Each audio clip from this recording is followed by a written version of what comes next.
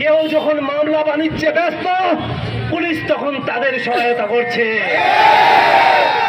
যারা আমাদের ভাইদের উপরে ন্যাক্কারজনকভাবে হামলা করেছিল, সেই সাথে আমাদের ভাইদের শহীদ করেছে দিনাজপুরে, সেই সকল পুলিশ লীগেরা এখনো এক জায়গা থেকে আরেক জায়গায় বদলি হয়ে বহাল তবিয়তে আছে। এই জুলাই মাস চলছে, আমরা মামলার প্রস্তুতি নিচ্ছি। ইনশাআল্লাহ যে সকল পুলিশ লীগ এবং আওয়ামী লীগ আমাদের ভাইদের উপর হামলা চালিয়ে হত্যা করেছে, শহীদ করেছে, তাদের বিরুদ্ধে এই বিপ্লবীদের পক্ষ থেকে নতুন মামলা হবে। এবং পুলিশ যদি গ্রেফতার না করে আবারও সুশীলতা দেখায়, তাহলে এই ছাত্র জনতা আইন তুলে নিতে বাধ্য হবে।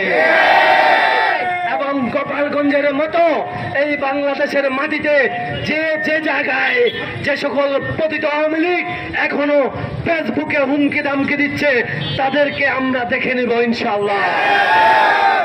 আজকে কেন্দ্রীয় কর্মসূচি অনুযায়ী আমরা 3 দফা দাবি ঘোষণা করছি।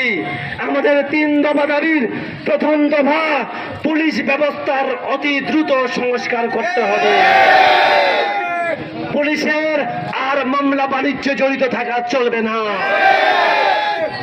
2 নম্বর দফা, গোপালগঞ্জ সহ সারা দেশে সকল আওয়ামী লীগ নেতাদের গ্রেপ্তার করতে হবে। কোন রকম চোর পুলিশ খেলা চলবে না। 3 নম্বর দফা, গোপালগঞ্জের ডিসি ও এসপি কে 24 ঘন্টার মধ্যে প্রত্যাহার করতে হবে। কারণ তাদের উপস্থিতিতে আমাদের ভাইদেরকে হত্যা করার জন্য সকল পতিত ফ্যাসিস্ট লীগ ঐক্যবদ্ধ হয়ে গোপালগঞ্জে সাহস করেছে যে আমাদের ভাইদের উপর হামলা করা। সুতরাং 24 ঘন্টার মধ্যে গোপালগঞ্জের ডিসিএসপি কে প্রত্যাহার করে নিতে হবে।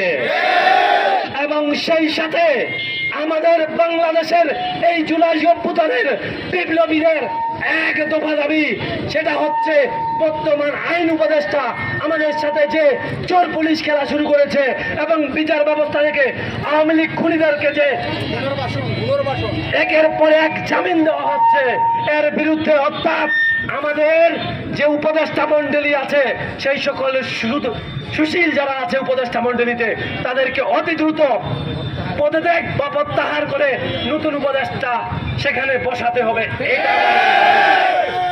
এই উপদেষ্টা মন্ডলী সংস্কার ব্যতীত বাংলাদেশের মাটি থেকে ফ্যাসিবাদের পতন সম্ভব না।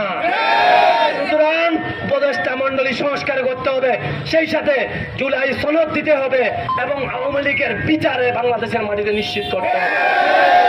এই বলে আমাদের আজকের কর্মসূচি আমরা প্রত্যাহার করছি।